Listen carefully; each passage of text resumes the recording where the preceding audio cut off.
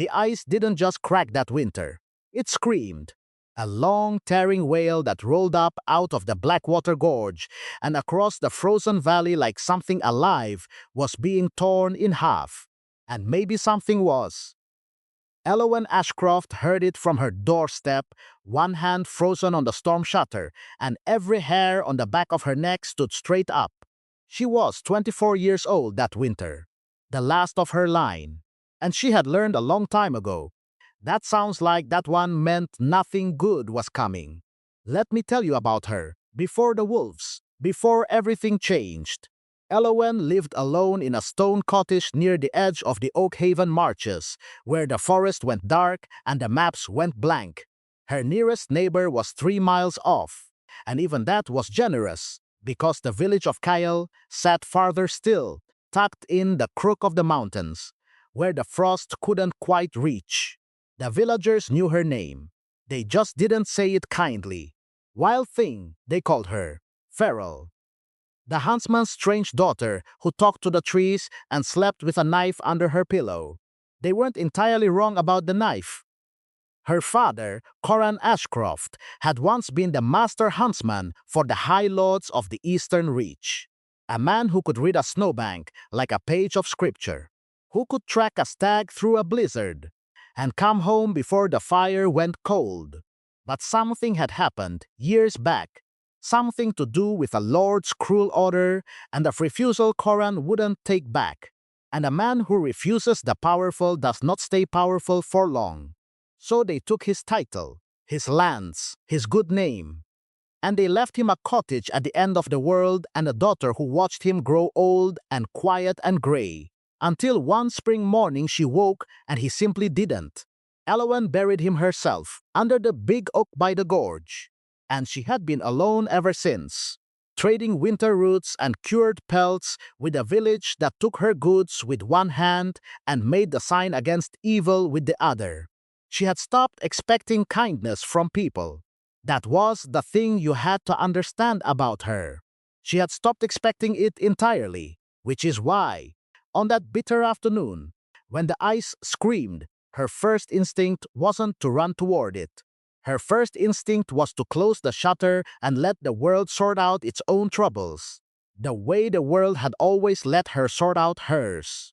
Except the sound came again, and this time it wasn't the ice. This time it was voices, not human voices, not exactly. It was a chorus of low, resonant, agonized moaning, muffled by water and stone, a sound so full of suffering that Elowen felt it land somewhere below her ribs, in a place she thought had gone numb years ago. Something down there was dying. Many somethings. And God help her, she couldn't leave them to it. She grabbed her father's heavy logging ropes off their pegs, a pair of iron-hooked poles, her skinning knife. She threw her wool cloak over her shoulders, jammed her feet into her iron-shod boots, and she ran into the white. The forest blurred past her. Skeletal trees sheathed in milk-thick ice, groaning in the wind. Her breath came out in ragged clouds. Her heart hammered. And under it all, that terrible dying sound, pulling her forward like a hook behind the breastbone. When she reached the lip of the ravine, she stopped. And what she saw below emptied the air right out of her lungs.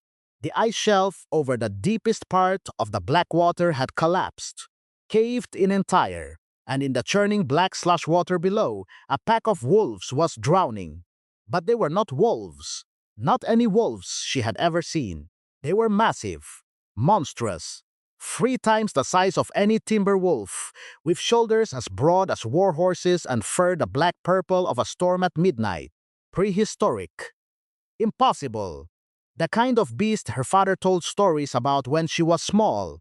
The kind she'd stopped believing in, around the same time she stopped believing in mercy. And they were dying right in front of her. The current was dragging them under the remaining ice, one by one, pinning them against the underside where the water met the frozen ceiling, and there was no air left at all. Some clawed at the slick edges, whimpering. Some had already gone still. Elowen counted without meaning to. 12. 12 of them. Her mind did the math a survivor's mind always does. 12 giant predators. Any one of them could take her head off with a single snap. She was one woman with a rope and a knife in hands that were already going numb. The smart thing, the safe thing, the thing anyone in Kale would have told her to do, was walk away. She anchored the rope to the oak. Because here's the truth about Elowen Ashcroft, the truth the villagers never bothered to learn. The world had spent 24 years teaching her that no one was coming to save her. And somewhere in all that cold, she had made a decision. A quiet, stubborn, bone-deep decision. That she would not become the thing that had hurt her. That she, at least, would come. She tied the hemp around the base of the ancient oak, cinched the other end around her own waist, and she went down the embankment with the iron pole in her fist. The first wolf she reached was a soot gray brute with panic in its violet eyes, thrashing, half under. She threw her second rope, looped it over that huge head, cinched it tight around the chest, and she leaned back with everything she had. Pull, she gasped, to herself. Pull, pull. 600 pounds of freezing muscle. Her boots skidded. Her palms tore open inside her gloves. Her shoulders screamed. And for one long, terrible moment nothing moved at all. And she thought, this is how I die. Dragged into the black by a beast I was trying to save. Then the gray wolf found the bank with one paw. And another. And it heaved itself up onto the mud, coughing black water, shuddering. And it did not attack her. It lay there, shaking, staring at her with an expression that had no business on an animal's face. Something almost like recognition. There was no time to wonder about it. She went back. The second was a silver female, dragged out by the scruff, her hind legs gone dead with cold. The third and fourth were twin black males tangled together in a submerged thicket, and Elowen had to pry them apart with the iron pole, hauling them up so hard she nearly popped her own shoulder from its socket. By the seventh, her breath was coming in wet, painful gasps. By the ninth, the skin of her palms had split all the way open, and her blood was staining the rope a bright, warm crimson against all that white. By the 11th, a huge, scarred brute that looked like it had walked out of a dozen wars, and lost pieces of itself in each one. She wasn't thinking anymore. She was just a machine made of pain and stubbornness. Throw the rope, lean, pull, fall, get up again. The 11th wolf clawed onto the snow and collapsed. And the 11 of them, the ones she'd saved, did not run. They did not fight. They gathered on the bank in a shivering half-circle, and they turned those impossible eyes on her. Amber, blue, violet, all of them fixed on the one exhausted human woman kneeling in the red snow. Elowen fell forward onto her hands, done. She was done. Her whole body was shaking now, and not from effort, the deep, violent shaking of a person whose warmth is running out through the cracks. Hypothermia. She knew the signs. Her father had taught her the signs. She looked out at the black water, ready to gather her ropes and drag herself home before the cold finished the job. And that was when the river gave up its last secret. Through the shattered ice, a final shape rose, and Elowen's heart simply stopped. Because this one was not like the others. This one was a titan, nearly twice the size of the largest wolf on the bank. A leviathan of black and frost, his coat a shifting weave of midnight velvet and stark white where the ice had crusted it. He rose out of the dark water like something out of the oldest stories, the ones told in whispers, the ones that end badly. But that wasn't what stole her breath. What stole her breath was that he was dying. A crossbow bolt jutted from his shoulder, heavy, black iron tipped in gleaming silver, sunk deep, and the flesh around it was smoking. Actually smoking, turning black and charred, as though the metal itself were burning him alive from the inside out. The water around him ran dark with blood, and his eyes found hers. They were not the eyes of a beast. They were a deep, piercing, impossible sapphire blue, and they held something that made her chest ache, an old, tired, tragic sort of dignity. The look of a king who has fought his whole life and finally understands that he is going to lose. He was slipping. His great paws couldn't find purchase on the ice. He was going under, and this time he would not come back up. Behind her, the 11 wolves let out a sound she would never forget as long as she lived. A low, collective, keening whine, grief, pure grief. They were watching their king drown. No, Elowen said. The word tore out of her raw throat before her mind had even agreed to it. Not after all this, not one more. She had already lost no. She would not lose him too. She unhitched herself from the anchor tree, which was madness. She knew it was madness even as her hands did it. Because the rope was the only thing keeping her from the water, and the water was death. And she was untying herself from her one lifeline to crawl out onto ice that was already cracking. But there wasn't enough rope to reach him. And there wasn't enough time to find another way. And there was something in those sapphire eyes she could not, would not turn her back on. So she dropped to her belly, spread her weight across the fracturing ice, and she crawled. The ice sank beneath her, a spiderweb of white lines racing out from under her body. She heard it. She ignored it. She reached the edge where the black water churned, and she plunged both bare, bleeding arms straight down into the sub-zero dark. The pain was instant, blinding. A white-hot scream of cold, so total it felt like her flesh was being scraped from the bone. Her vision went to sparks. Her fingers found the thick scruff of his neck. The Titan groaned a sound she felt in her teeth, in her spine, in the roots of her hair. And then he stopped moving. He had nothing left, no strength to help her. He was dead weight now, 600, 800, 1,000 pounds of sinking king. And Elowen was one freezing woman with torn hands and no anchor. And she was not strong enough. She knew she was not strong enough. "Help me," she sobbed. To the sky, to the dark, to no one at all. "Please, somebody help me." And somebody did. She felt it before she understood it. A sudden, massive pressure at her waist. The 11th wolf. The scarred brute. He had stepped onto the solid edge of the bank, clamped his enormous jaws around the trailing end of her abandoned rope, and thrown himself backward, pulling with the full weight of his body. Then the silver female joined him, teeth in the rope. Then the twins. Then the gray. Then all of them. All 11, seizing the line in their jaws and hauling as one a living winch. A pack of monsters bending every ounce of what was left in their frozen bodies to save the woman who had saved them. Elowen felt the king shift.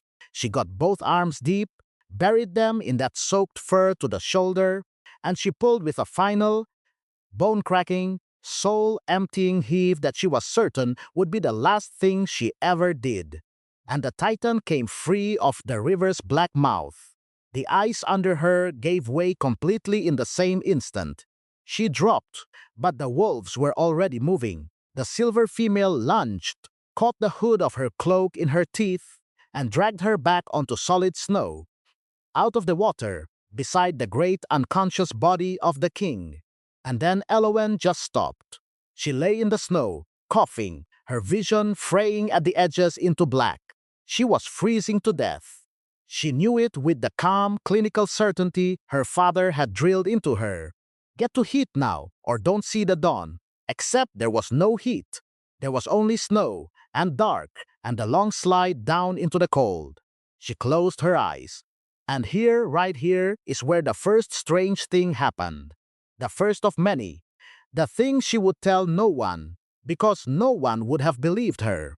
Warmth. Sudden, impossible warmth wrapping around her like a blanket pulled from a fire. She forced her eyes open. The wolves had moved. The 11 of them had risen on shaking legs and pressed their massive bodies into a wall around her and their fallen king, both packing tight, shoulder to shoulder, shielding the two of them from the killing wind. And the heat coming off them was extraordinary, unnatural, like lying down inside a hearth. It stopped her shivering, pushed the color back into her cheeks. It pulled her, breath by breath, back from the edge she'd been sliding toward.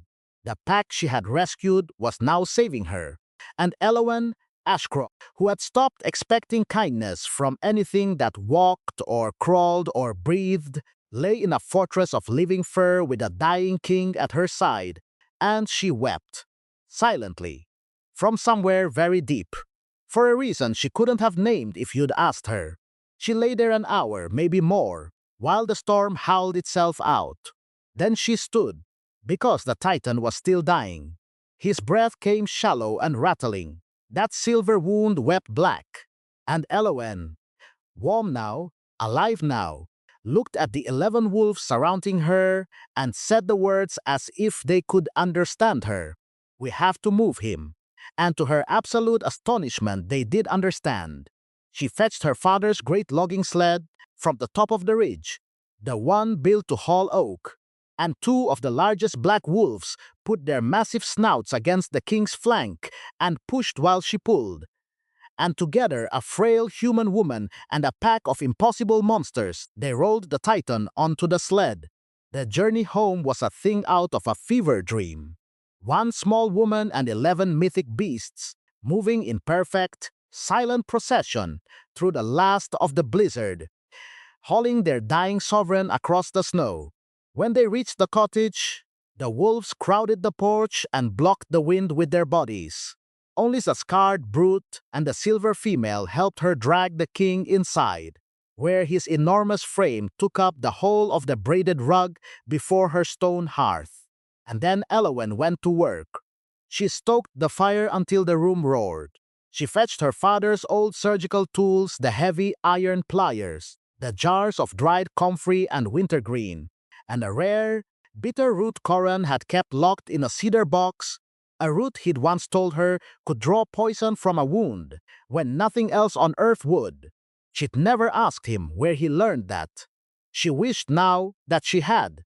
The silver bolt was pure malice. She could smell the burning flesh, sweet and awful. She laid one gentle, bleeding hand against the Titan's massive, soft ear. "This is going to hurt," she whispered. He couldn't hear her. She knew that. She said it anyway. She gripped the bolt with the pliers, braced a knee against that enormous chest, and she pulled. The Titan erupted. Even unconscious, the agony drove a roar out of him that shook the iron pots from the ceiling hooks and sent his great claws gouging deep furrows into her floorboards. The force of it threw her backward across the room. She held on, she came back, set her knee again, pulled again, and with a wet, sickening tear, the silver bolt came free. She flung it into the fire, where it hissed like a living thing.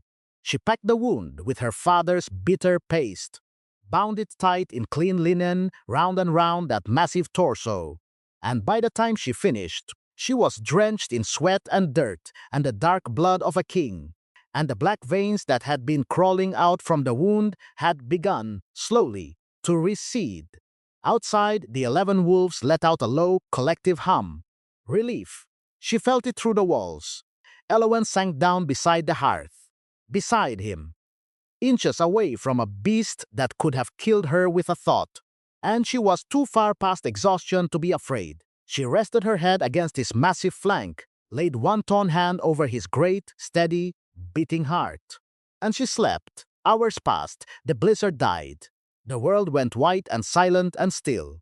And when the first pale light of dawn crept through her frost-rimed windows, Elowen began to stir. Something was wrong. The smell was wrong. The heavy, comforting scent of wet fur and wild animal gone. In its place, something else filled the cabin. Sharp, clean. The smell of ancient pine and cold iron and something distinctly, undeniably human. Her head was no longer pillowed on fur. It was resting against something warm, solid, smooth, skin. Elowen bolted upright and her heart slammed against her ribs. The wolves were gone. The cabin was full but not with animals. Standing in a rigid, silent half-circle around her small living room were 11 towering men. Enormous, coated with muscle, wrapped in nothing but scraps of fur and salvaged blankets, and every one of them watching her with an expression of such fierce, solemn reverence that she scrambled backward until her spine hit the cold stone of the hearth. And on her cot, in the corner, the cot she had somehow levered him onto in the night, with her pulleys and her stubbornness lay a man, breathtakingly massive, a chest like an anvil mapped with old battle scars, a wild mane of midnight black hair, streaked with shocks of white at the temples, and wrapped around one broad shoulder, the bloody linen she had tied there herself only hours ago. His eyes opened, sapphire blue, the same eyes, the exact same eyes she had seen rising out of the black water. And the 11 men in her cabin dropped to one knee as one, bowing their heads in terrible, perfect unison. The man on the cot looked down at his bandaged shoulder, then at the dried blood still crusted on Elowen's torn hands, then slowly up into her face. When he spoke, his voice was low and rough and rich with a power that made the air itself feel heavy. "You saved my pack, little bird." Elowen couldn't move, couldn't breathe. "And you pulled the sovereign of the northern brood back through the gates of death." The faintest, most dangerous smile touched his mouth. "Tell me, what is a human girl to do with an alpha king?" She had no answer, because there wasn't one, not yet. But there was one more thing. One more impossible thing, and it came to her slowly, the way the worst and best things always do, as the man's sapphire gaze held hers, and something ancient stirred behind it. Some flicker of memory older than that morning, older than the river, older than her. "I know you," he said quietly, almost to himself, almost wondering. "I have known you a very long time, little bird. Longer than you could guess." And Elowen, who had stopped expecting kindness from the world, who had buried her father under the oak and lived alone at the end of everything, felt the floor of her whole life tilt beneath her. Because 16 winters ago, when she was a child of 8, her father Coran had come home from the deep woods with blood on his hands and a strange, haunted look on his face. And when she asked him what had happened, he had knelt down and taken her small hands in his great ones, and told her something she had not thought about in years. "I found a wolf pup today," he'd said, "caught in a trap that wasn't mine. Terrible thing, a silver trap meant to kill," and his voice had gone soft and strange. "The men who set it wanted it dead. But there are some orders, Elowen, that a good man does not follow. Do you understand me? No matter the cost." She hadn't understood. Not then. She was beginning to understand now, because the man on her cot was looking at her the way you look at a face you have carried in your memory for half your life. And when he spoke again, his rough voice had gone almost gentle. "Your father let me go," Torrance said, "when I was small and caught and meant to die. He took the trap off my leg with his own hands and he let me run." Something moved across that scarred, powerful face. "I swore that day that I would repay the debt. I did not know it would take 16 years. I did not know it would be his daughter pulling me from the ice." The fire crackled. The 11 men knelt, and outside, in the pristine and terrible silence of the new-fallen snow, something shifted at the distant tree line. Something that had followed the drag marks of a wooden sled all the way from the gorge. Something with black iron and consecrated silver and no mercy at all. But Elowen didn't know that yet. For one more moment, all she knew was this, that the kindness her father had planted in the dark 16 winters ago had come walking back out of a frozen river to save her life. And that nothing would ever be the same again. Then, far off, sharp as a snapped bone in the frozen air, came the twang of a ballista. And the first iron bolt tore through the morning. The bolt tore through the front wall of the cottage and buried itself in the hearthstone, a hand's width from Elowen's head. Stone dust rained down, and the whole world snapped back into motion at once. The 11 kneeling men were on their feet before she'd even finished flinching. Not scrambling, not panicking. Rising the way a wave rises, smooth, inevitable, and utterly terrifying to be standing in front of. The scarred brute she'd hauled from the water moved to the shattered wall and put one enormous hand flat against the wood, listening. "East tree line," he said, "low 20, maybe more. Silver, That was the king, Torren. Already sitting up on the cot, one hand pressed to his bandaged shoulder, his sapphire eyes gone hard and cold as the river that had nearly killed him. The scarred man's jaw tightened. Silver, he confirmed.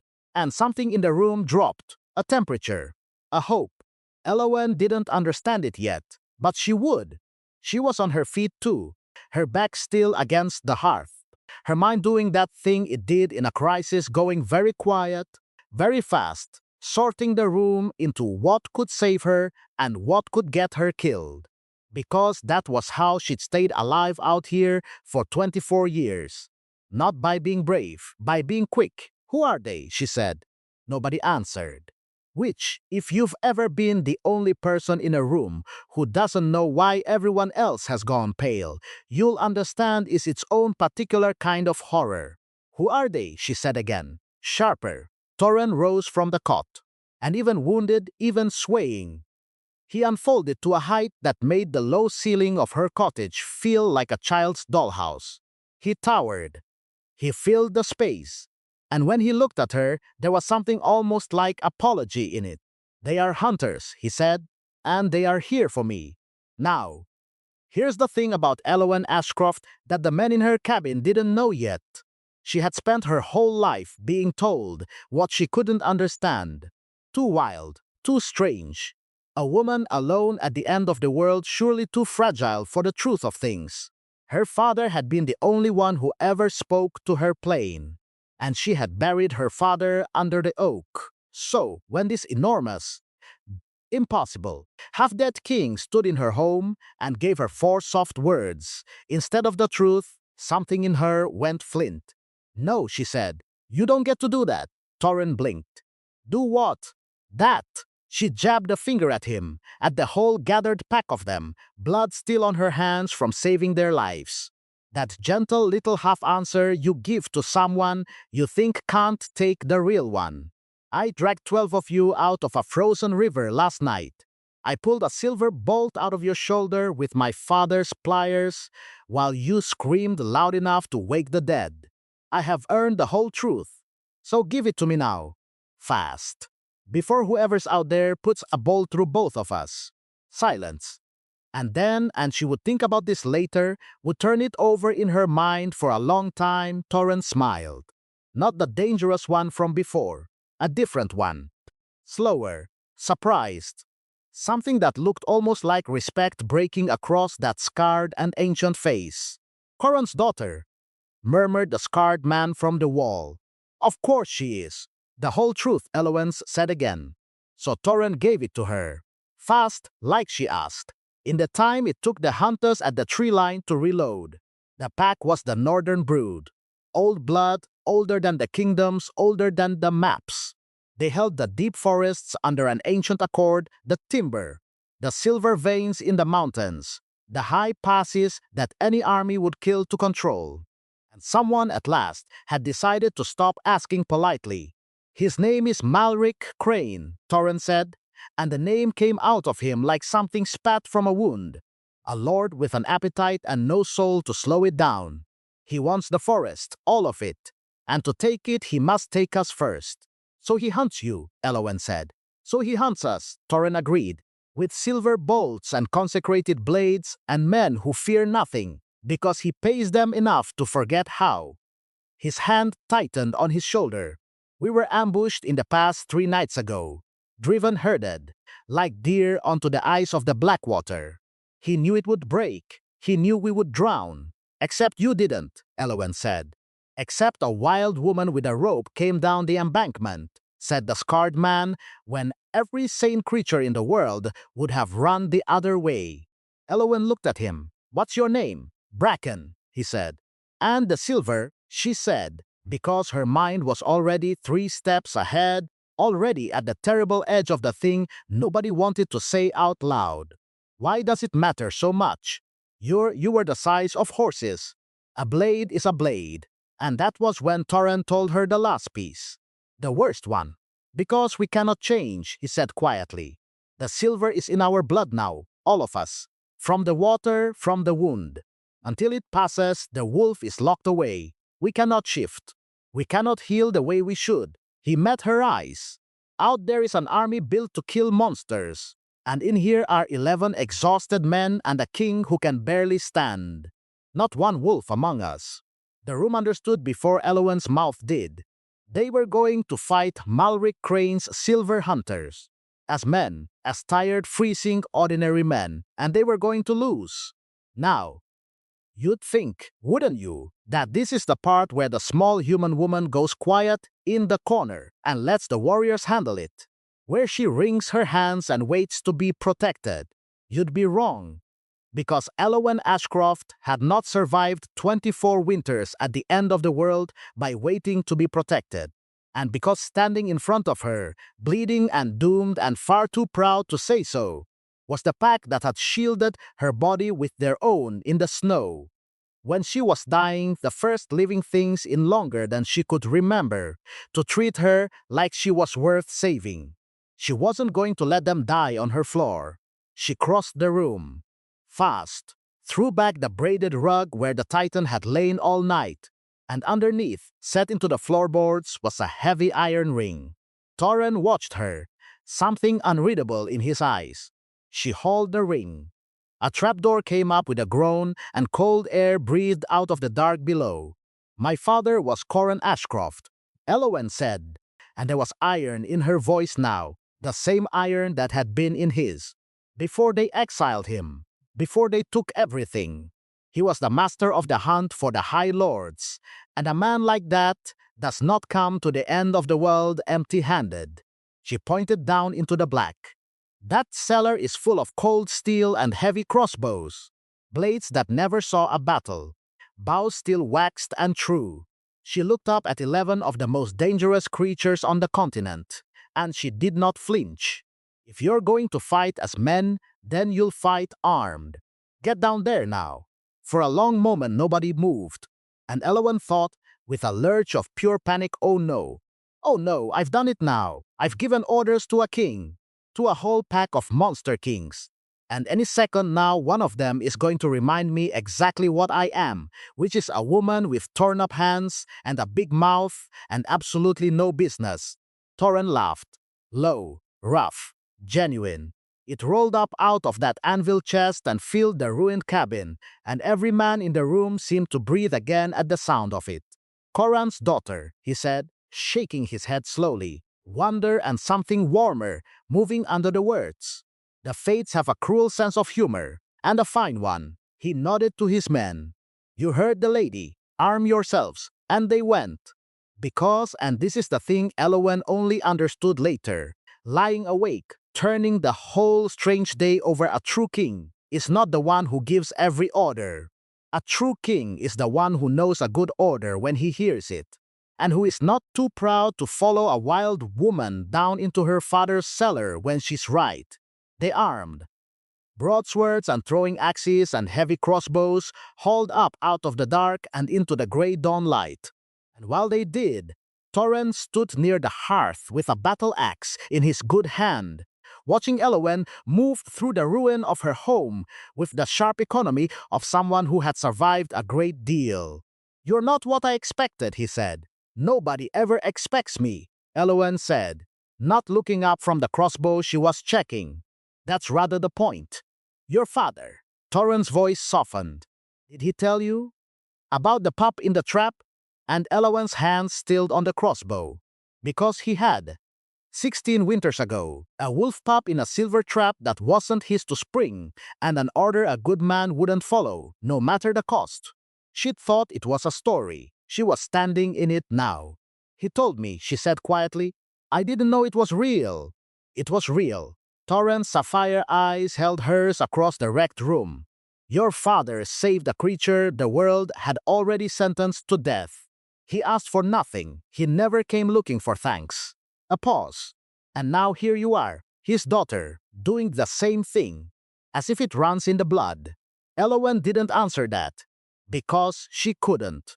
Because something was rising in her throat that she had no name for. And there wasn't time for it. There was never time for it, and outside, the crunch of heavy boots on frozen snow was getting louder. They were coming. She lifted her father's crossbow. braced it against her shoulder the way he'd taught her all those years ago, before the world went cold. Later, she said, you can tell me the rest later. If we live. If we live, Torren agreed. And then the first wave hit. The front door blew inward off its hinges, and the morning filled with the roar of men and steel. What happened next happened fast, and Elowen would only ever remember it in pieces. The pack surging out into the snow like an avalanche of muscle and fury unable to shift. Yes, but still carrying every ounce of a predator's speed, a predator's savagery, poured now into human hands wrapped around human steel. Bracken, wading into the mercenary line, shattering iron armor with each swing of his blade. A figure she didn't yet know moving through the chaos like a dancer, twin daggers, finding every gap in every guard. And Elowen at the shattered window, crossbow steady, hands that did not shake. She saw a hunter level a heavy weapon at Bracken's exposed back. She exhaled, squeezed, and put a bolt through the man's shoulder before he could fire, dropping him into the red snow. Bracken half turned, found her in the window, and gave her a single sharp nod, the nod of one hunter to another, one killer's respect for another's aim. She'd never had that before, from anyone. She filed it away for later, the way she filed everything away for later, and she reloaded. They were winning. That was the terrible, dangerous, seductive thing. For a few wild minutes, against every law of sense and numbers, they were winning. The traps her father had built and she had maintained snapped shut beneath the snow, hoisting men into the air by their ankles, dropping oak logs on the ones who broke through. The pack tore into the rest. And Elowen picked off the stragglers from her window with a steady hand and a cold heart. Which is exactly when it went wrong. Because a good general always holds something back. The side wall of the cottage exploded inward. A mercenary the size of a doorframe smashed through the timber, iron mace already swinging, eyes wild and empty. And Elowen mid-reload, crossbow open, and useless in her hands had nowhere to go. She saw the mace coming. She thought, absurdly, clearly, in the strange slow time of almost dying. Well, that's the whole story then. That's how it ends. A wild woman in a broken house. And then a shadow swallowed the light. Torren. He crossed the room faster than something his size had any right to move. Dropped his axe. Put his own body between Elowen and the mace, and the iron caught him full in the chest. A blow that would have shattered any human ribcage into powder. He did not fall. He did not even flinch. He retouched with one hand, closed it around the mercenary's throat, lifted the man clean off his feet, and with a sound Elowen felt in her own bones ended it, then tossed the body through the broken wall like something the wind had blown in. Silence rushed back into the room. Outside, the last of Crane's hunters were breaking, fleeing into the deep woods, dragging their wounded, leaving their dead in the red snow. It was over. For now. And Elowen stood in the wreck of her father's house, crossbow hanging from her numb fingers, staring at the enormous king who had just taken a killing blow meant for her and hadn't so much as staggered. She started. I'm fine, Torren said. You are not fine. You took a mace to the little bird. And there it was again, that slow smile, gentler than anything she'd have believed a creature like him capable of. I have taken worse, from worse. He looked down at her torn hands, her white face, her father's crossbow. But no one, he said quietly, has ever pulled me out of a river to do it. Elowen looked away, because she didn't know what to do with that. With any of it. With a whole pack of monsters who bowed to her, and a king who took blows for her. And the slow, unfamiliar, frightening warmth spreading through her chest that had nothing at all to do with the fire. She had built her whole life around not needing anyone. And in the space of one night and one morning, that whole life was coming apart at the seams. So she did what she always did when the feelings got too big. She got practical. They'll be back, she said, turning to survey the ruin of her home. Crane. He doesn't seem like the sort of man who loses gracefully. He isn't, said a new voice, and Elowen turned, the dancer, the one who had moved through the battle like water, twin daggers flashing. Now she stood in the doorway, chest heaving, blood on her blades that wasn't her own, and Elowen saw, for the first time, that the dancer was a woman. Tall, sharp-featured, watchful in a way that went past a warrior's watchfulness into something older and more careful. A woman who had spent a long time noticing exits. Sorsha, Torrent said by way of introduction. My finest blade. Your king is right, Sorsha said. Her eyes were on Elowen, steady and strange. Crane doesn't lose gracefully, and he doesn't lose quietly. A pause. He'll come himself next time. He'll want to look you in the eye. Me? Elowen said. Why me? I'm nobody. I'm a woman in a cottage at the end of the... You pulled the Northern King out of a grave he built with his own gold, Sorsha said. By now every ear he owns has carried word of it back to him. Her gaze flicked briefly to Torren, then back. Trust me, he knows your name. And something in the way she said it, something in that flick of the eyes, that half-beat of hesitation made the hair on Elowen's arms stand up. But she was tired, and her home was in ruins, and there were bodies in the snow and a king in her doorway. So she filed it away, for later. She was always filing things away for later. She would come to regret that. They spent the day rebuilding what they could, boarding the broken walls, dragging the dead to the edge of the wood. And through it all, the pack moved around Elowen with a care that unsettled her more than any threat could have, bringing her water, wrapping her ruined hands in clean linen, one of the twins silently laying his own fur cloak over her shoulders when the wind picked up. She didn't know what to do with kindness. She'd been out of practice for so long. That night, they crowded into the cottage against the cold, 11 warriors and a king and a wild woman. And for the first time in more years than she could count, Elowen Ashcroft was not alone in the dark.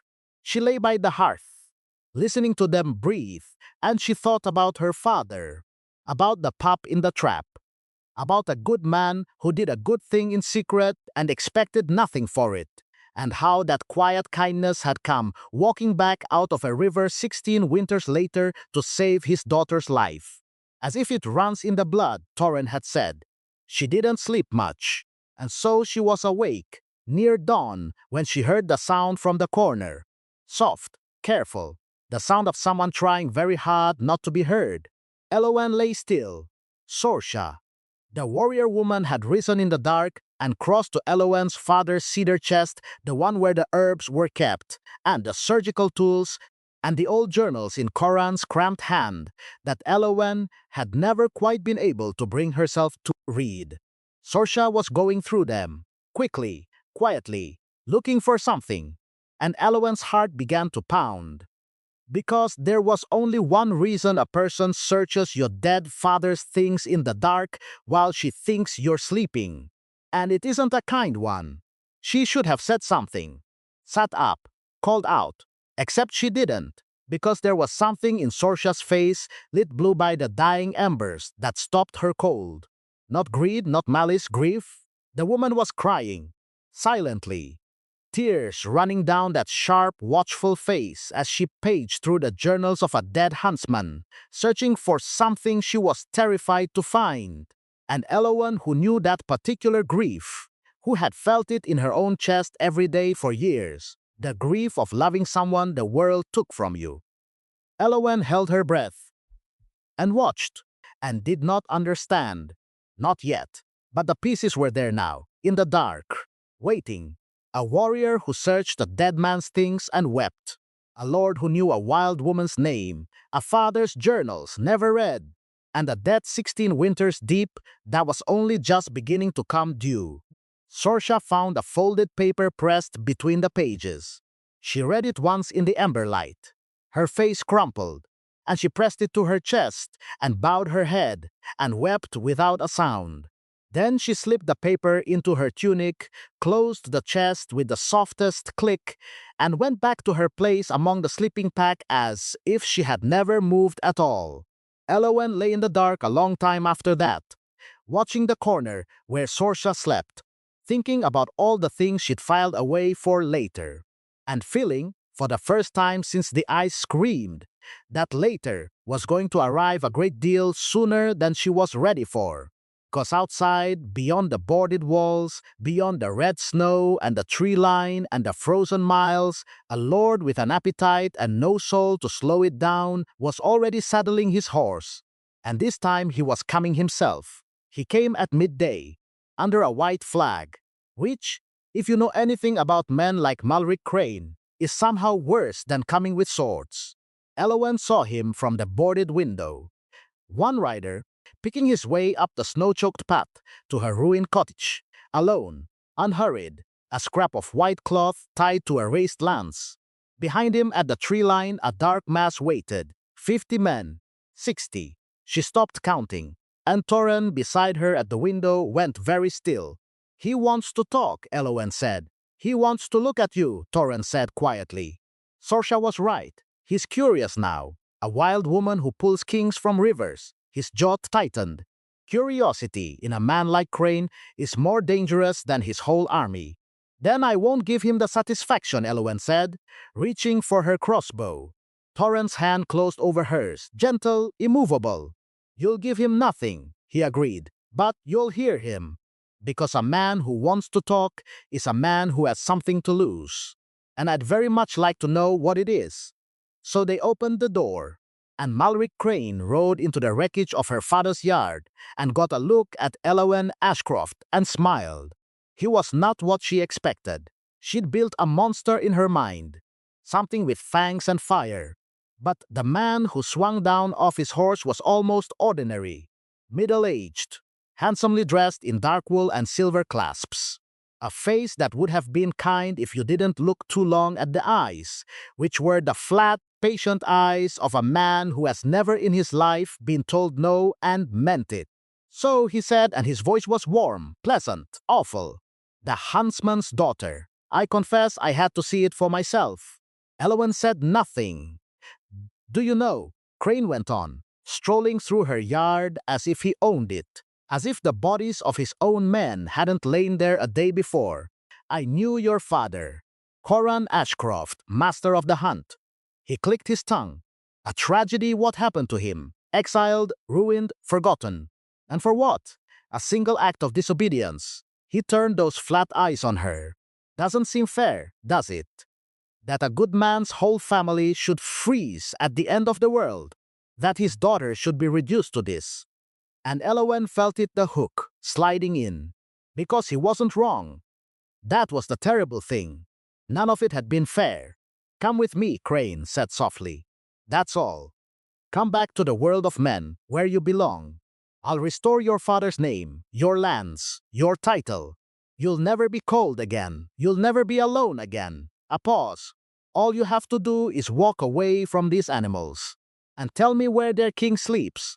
Silence. The wind moved through the broken yard, and Elowen Ashcroft looked at Malric Crane, at his kind face, and his patient eyes, and his warm, poisoned voice, and she understood something with total, crystalline clarity. This was the man the world called civilized. And the creatures he wanted her to betray were the ones who had shielded her with their own bodies in the snow to keep her alive. "You knew my father," she said. "I did. Then you should know better." Her voice was very quiet, very steady. "He didn't refuse that order because he was foolish. He refused it because some things are worth more than a title. And I would rather freeze at the end of the world as his daughter than sit warm at your table as your dog." Crane's smile didn't waver, but something moved behind the eyes. Something cold. "Pity," he said, and he swung back up onto his horse. "I did try to do this kindly. Remember that later. Remember that I offered you the warm road first." He looked past her then, at Torren, filling the doorway. "You should have stayed drowned," Crane told him pleasantly. "It would have been gentler than what's coming." Then he wheeled his horse and rode back toward the tree line and the dark mass of his army.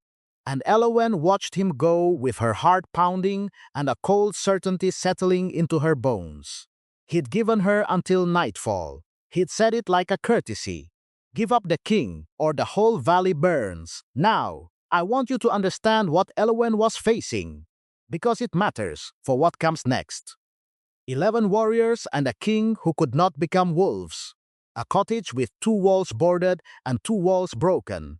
Against 60 silver hunters and a lord who had already proven he'd drown a whole pack rather than fight it fair. The math didn't work. Everyone in that cottage knew the math didn't work. And that was when Sorsha stood up. She'd been quiet all day, quieter than usual even.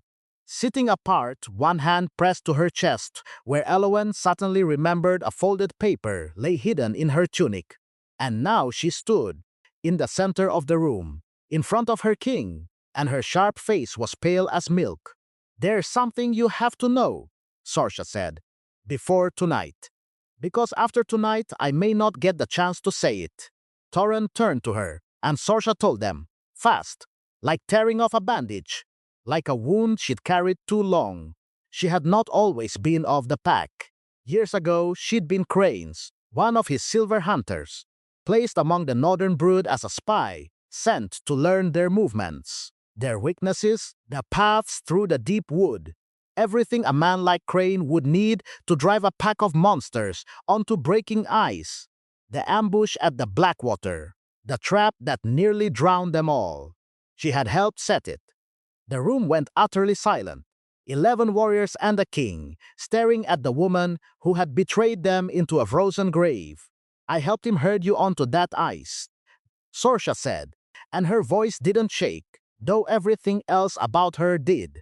"I gave him the pass. I gave him the timing. I did everything he asked." Her eyes were bright and terrible. "And then I watched you drown. And I watched a human woman, a stranger, who owed you nothing, come down that embankment and pull you out one by one, with her bare hands while I stood in the trees and did nothing." She turned to Elowen. "You didn't know me. You didn't owe me a thing. And you nearly died a dozen times in that water for creatures the whole world calls monsters." Her breath hitched.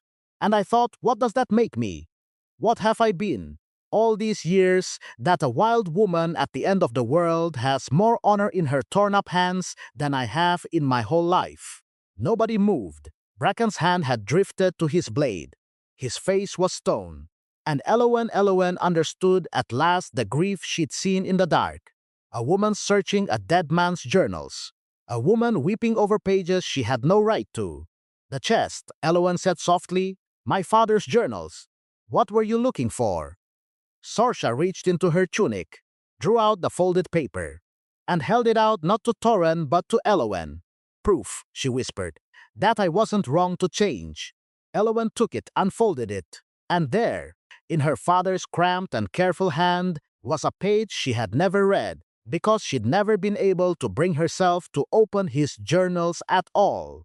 It was about the pup in the trap, but it was more than that. Because Coran Ashcroft had written down, 16 winters ago, what the world's cruelty had cost him, and what one act of mercy in a dark wood had bought. He'd written that the northern brood were not beasts, that he'd looked into the eyes of a wolf pup, meant for slaughter, and seen something that looked back, something that understood. And he'd written the words that undid Elowen completely. Standing there in the ruin of the home he'd left her.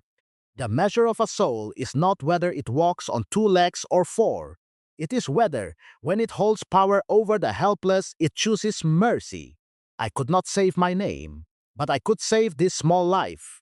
And I think in the end that is the better trade." Elowen's hands shook, because her father had known. All along, he'd known what he was, and what he'd done and why.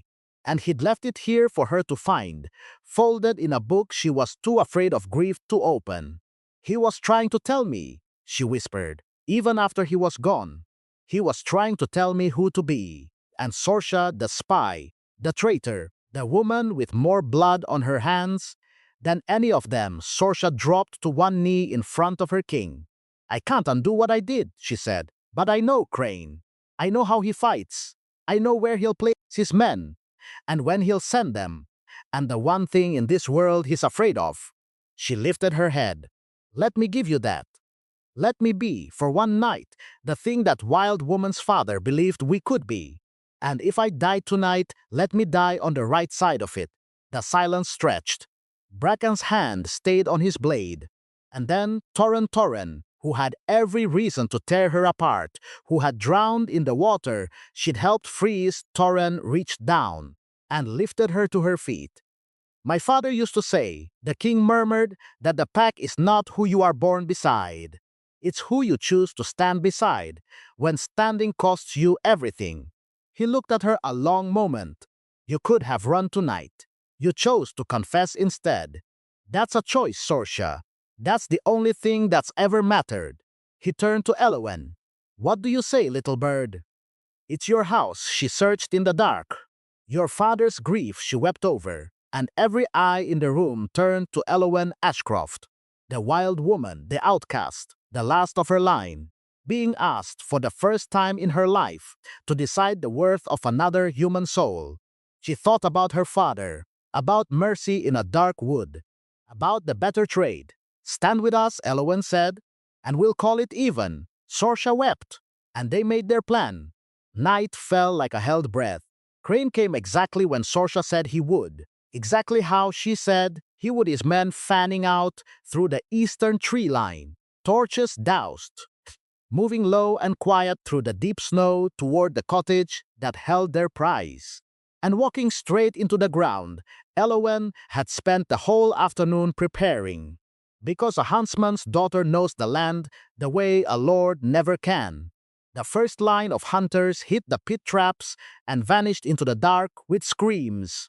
The second line met the snares her father had built, and she had kept for 24 years, and were hoisting into the trees by their ankles before they understood what was happening. And into that confusion, into that chaos of falling men and swinging torches, the pack fell like the wrath of God. Sorsha led them. She knew every man out there, knew their names, their fears, the gaps in their armor. She moved through Crane's hunters like a woman settling a debt, twin daggers flashing, and beside her Bracken carved a path through the silver line with an axe and a fury 16 winters in the making.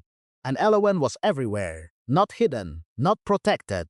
In the thick of it, her father's crossbow steady against her shoulder, dropping every hunter who leveled a weapon at a friend. She'd stopped thinking of them as monsters somewhere in the last 2 days. Somewhere between the frozen river and the folded page. They were her pack now. She didn't know when it had happened. She only knew it had. They were winning again that terrible, seductive, false dawn of almost victory when the tide turned. Because Crane had learned. His men had silver, and they used it. Not on the wolves were already men, already grounded, but on Elowen. A bolt caught her in the side, punched through, spun her into the snow. And another hunter was on her before she could rise, his blade high, and Torren was too far, and Bracken was too far. And this was how the story ended after all. She saw the blade fall, and she made a choice. Because there was one thing Sorsha had told them. One thing Crane feared above all others. One secret the Northern Brood had guarded for 1,000 years. One reason the silver worked at all. The blood of the Accord Keepers. The old human bloodline sworn to the pack in ages past. The line that could break the silver's hold if the blood was freely given. The Ashcroft line. Her father hadn't just spared a pup in a trap.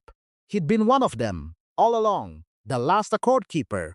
And he'd never told her, because he'd wanted her to have a normal life, a safe life, a life at the end of the world where no lord would ever come hunting. Except a lord had come hunting anyway. And his daughter was lying in the snow, with a bolt in her side and a blade coming down. So Elowen Ashcroft dragged her skinning knife across her own palm, and pressed her bleeding hand flat against the frozen ground, and gave. What happened next, the survivors would speak of for 100 years, because the snow around her hand went dark, and a pulse deep, silent, older than the mountains, rolled out from her palm across the whole battlefield, and every wolf in the Northern Brood felt it hit their poisoned blood like sunrise. the silver broke, and the 11 exhausted men and their wounded king became what they truly were. Torren rose out of the snow as the Titan again, black and frost and terrible glory, twice the size of any horse, the crossbow scar still raw on his shoulder, his sapphire eyes blazing. Bracken beside him, and Sorsha, and all of them, the whole pack, restored in a single heartbeat by the blood of a wild woman who'd chosen. One last time, mercy over safety. Crane's hunters ran. There was nothing else to do.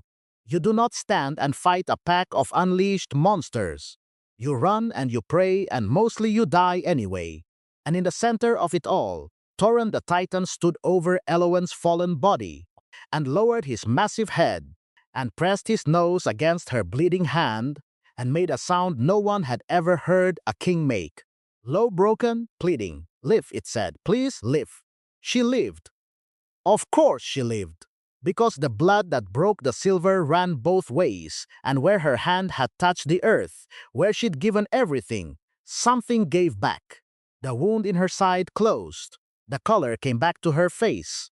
And she opened her eyes in the red snow to find a monster the size of a house pressing his forehead to hers with the desperate tenderness of a creature who has just understood too late exactly what he almost lost. "I'm here," she whispered. "I'm here. I'm not going anywhere." And that left only Crane. They found him at the tree line, cut off from his fleeing men, his fine wool torn and his patient eyes finally afraid. Torren advanced on him across the snow, huge and slow and inevitable, and Crane fell backward and raised one trembling hand. "Mercy," Malric, Crane said. The word came out of him like something rotten. Mercy, and Torren stopped. Because here is the whole story, the real one, the one underneath all the ice and blood. The Titan stood over the man who had drowned his pack, who had hunted him with silver, who had tried to burn a whole valley to the ground and reduce a good man's daughter to a traitor. Torren could have ended it in a single motion. Every creature watching expected him to. Part of Elowen, God help her, wanted him to. And Torren looked back at her, at the wild woman in the snow who'd given her own blood to save him, whose father had chosen mercy in a dark wood 16 winters ago and started this whole long chain of grace. "Your father spared me," Torren said, "Dep to Crane, but really to her. A stranger in a trap meant to die. He asked for nothing. And that one small mercy came back 16 years later and pulled me out of a frozen river." He lowered his great head until his sapphire eyes were level with Crane's terrified ones. "I could kill you. It would be just. But I have learned something these last days from a woman who kept saving things the world told her to let die." He stepped back. "Run," the king said. "Carry it back to whoever sent you. The Northern Brood does not answer cruelty with cruelty. We are done with that. We are done drowning in it." And Malric Crane, who had never in his life been shown a mercy he did not deserve, scrambled up and fled into the dark and was gone. Which, yes, meant he lived, meant this wasn't over, meant that somewhere out there, a humiliated lord was already plotting his return, and the Accord Keeper's blood was a secret worth a kingdom, and the story would go on. But that was tomorrow's trouble. Tonight, there was only the aftermath. The pack restored, the dead mourned, and a wild woman standing in the snow of her father's yard, watching the sun come up over a valley that had not burned. Torren shifted back to the man. Wrapped in nothing but the dawn and his old scars, he crossed the snow to her, and he dropped to one knee, the king of the Northern Brood, kneeling to the huntsman's daughter, while the whole restored pack went still around them. "You saved my pack," he said. "Twice now. You gave your own blood to break a curse 1,000 years old. And you taught a king something his father tried to teach him long ago, and I was too proud to learn." His sapphire eyes lifted to hers. "Come with me to the Winter Court, Elowen Ashcroft. Not as a rescued thing, not as a prize, as my equal, as the Accord Keeper, as the woman I would follow into any frozen river in the world." And here at last was the moment, the wild woman. The outcast. The one the village called feral. The one the world forgot. The one who'd stopped expecting kindness so long ago she'd almost forgotten the shape of it. Being asked to belong. And you might think after everything that she said yes at once, that she fell into his arms as the music swelled. She didn't, because Elowen Ashcroft had spent 24 years learning to stand on her own, and she was not going to trade one cage for another, not even a golden one, not even a kind one. I don't know how to be a queen, she said. Torrance smiled. That slow, warm, breathtaking smile. Neither did I. He said, know how to be a king who chose mercy. You taught me that. We'll learn the rest together. And Elowen looked around her at Bracken, who'd nodded to her over a crossbow, at Sorsha, redeemed and weeping and free, at the whole impossible pack that had kept her alive with their own warmth in the snow, the first family she'd had since she buried her father under the oak. She thought about her father, about the pup in the trap, about the better trade. She thought he'd have liked them. He'd have liked all of them. And she understood, finally, what he'd been trying to tell her from beyond the grave, in a folded page in a book she'd been too afraid to open, that she was never meant to be alone, at the end of the world. That kindness given in the dark comes back, sometimes, when you least expect it, carrying you out of the freezing water and into the light, that it is never, never too late to be seen. All right, Elowen said, and she took the king's hand, and she pulled him to his feet, because that was who she was, the one who pulled others up. All right, together then. The sun rose over the northern marches. The valley did not burn.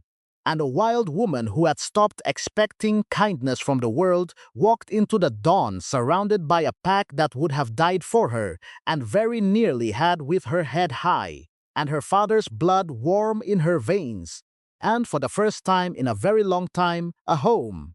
Somewhere out there, Malric Crane was running. The story wasn't over. But that, as they say, is a tale for another winter.